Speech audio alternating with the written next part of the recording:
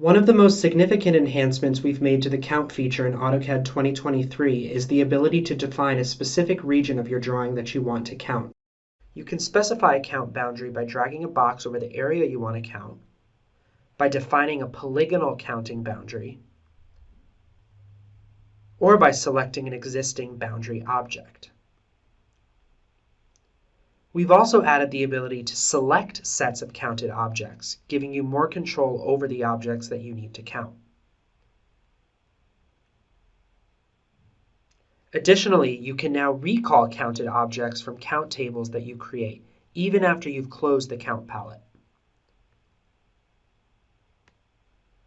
Finally, we've added support for both text and hatches.